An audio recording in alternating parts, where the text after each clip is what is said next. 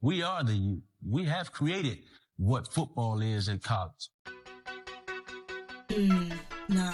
Turn it Fetch up. me their soul! It's Crossfinger, baby.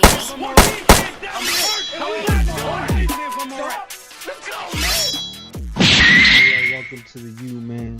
Kingsland, Tyler Barron, defensive end that transferred out of Tennessee to Louisville in the first transfer portal cycle. And now we got him, bro. We got him to the good guys. Dude's a beast. A better prototypical defensive end than Akeem Mesidor.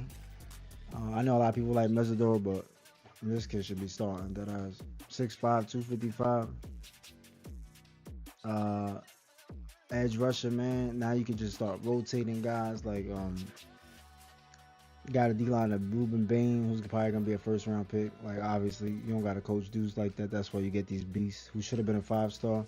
I had him as a 4-star as well, but you know, height and weight do matter, but for him it doesn't, because he got that grown man Flintstone strength that has. And if you got a lower half like that, pause, and you just bullying dudes, and bro, you gonna be a beast. And his get off is pretty good too. So you got him.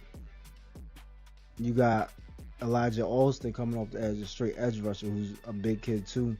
Now you got a 6'5", 255-pound edge rusher as well. Mesidor, you can slide inside or have him rotating with Barron. Bro, you got Blount, who I don't expect much from, but I know who's going to see time this year. You got Artavius Jones, who I think going to be a first-round pick, in my opinion. Justin Scott, a space eater, where the linebackers can float. If his high school game translates, bro, you have so much on the D-line. D-line is fucking stacked, dog. That ass. Akeem Mesidor, 6'3", 280. You got Ruben Bain, 6'3", 275. You see, he's a similar size as Mesidor, but he's just different.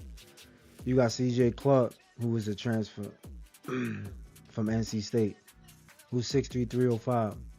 You got Josh Horton. If we get anything out of him, what we seen out of high school, he has to step up this year. We can't wait for him or Moten.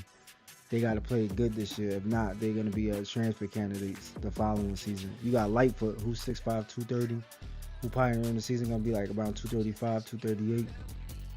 When he hits like 250, he's going to be a problem. You got Cole McCarthy, who's 6'5". They have him listed at 6'5", 225. He bigger than that. He like 250, 240. He going to be playing this season. That kid's going to be a beast. That ass. Marley Cook, transfer from Middle Tennessee State. Ain't expecting much, but that piece, 6'2", 298. Ahmad Moten has to step up, 6'3", 325. He got to step up this season. No waiting for him, because the guys behind you, they're about to eat. So you got to step up this year, or you probably never going to see the field. You got Armando Blunt. He's going to be a work in progress. I did see an interview with him with, fuck is his name, bro? You don't even have his name.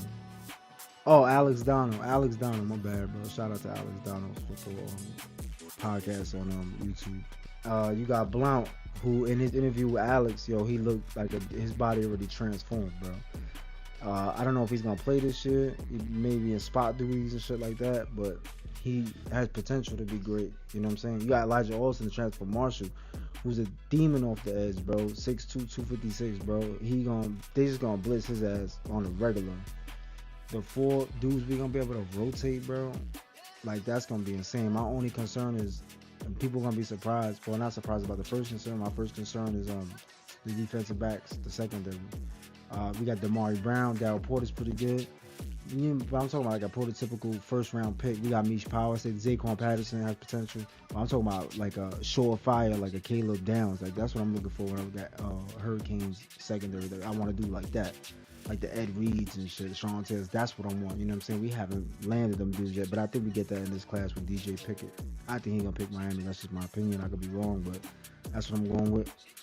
And Damari Brown, I think, is a stud. I think he's gonna be a great cornerback for Miami. We look at things looking good, man. Like, I'm pretty excited, man. Y'all already know how it is, man. Trying to see what else we got coming in. Pause. But we're gonna be pretty stacked, bro. But there's some transfers still for the next season. I see transfers, like, in my opinion, dudes that are not going to be around, because that's what happens when you have a great team and you have great recruiting classes. One, you're going to miss on evaluations, so dudes are going to get stuck behind on the second group of players or third group of players, and then you bring in more talent. So the more talent is going to push that out. Whoever don't make it, they're going to get pushed out if the young talent, you know what I'm saying, trumps them. So, like, this I expect, bro. When you recruit elite classes, bro, I expect a turnover, a roster turnover all the time, bro. Because you're going to push out the Jags because you always recruit a kid on, like, potential. Oh, I think he could be a great player. You like his film. You see that he's a great player. He gets on campus. He's surrounded by other dudes that are fast and big and all this stuff. Pause.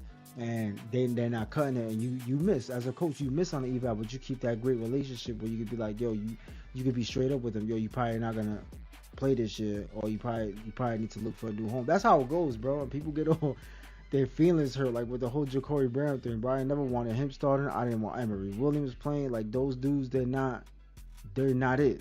Like, you could just see it. And when Ja'Cory Brown was coming out of high school, I was high on him, bro. When we got him, Manny Diaz pulled him, and then we transitioned to Mario. I was like, all right, we kept him because he's an athlete. But then I was big on him. I was like, yo, he gonna be good. But then when I saw him on the field, like, playing, I was like, it took me a few throws to be like, yeah, he's not gonna.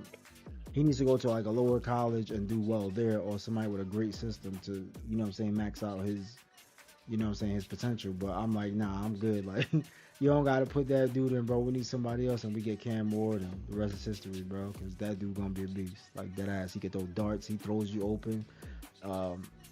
Windows that Tyler Van Dyke wouldn't throw to, risk of turnovers. Cam Ward's going to pull the trigger. He going to throw your ass open. Like, I like quarterbacks that throw you open, that they use their legs, but their legs is still secondary. While they're running around the pocket, they still want to throw a dart. Like, you have these other quarterbacks that when they run, that's it. They made up their mind. They're running. Even when they're 10 yards behind the line of scrimmage and they start moving, you know that they're taking off. Like, oh, he's going to try to run. But with Cam Moore, he's running. He's looking down the field. He's trying to throw your ass open. He's always looking to run last. I like dudes like that with a quick decision-making, quick release, accurate, get that shit there, and that's it. Plain and simple. But with Tyler Barron, man, changes the whole defense, bro. High expectations this year. My year was 2025, but hey, Cam Moore changed all that shit. So, hey, man, it's all about you, man. Tell me what you think about Tyler Barron. That dude is a beast. We are the youth. We have created what football is in college. Ed Reed, the youth. Sam Morgan, the youth. Kellen Winslow, the youth. Montreal Road, the youth. Eddie Dog, the youth. The youth. The youth. The youth. Willis McGahee, you already know. University of Miami.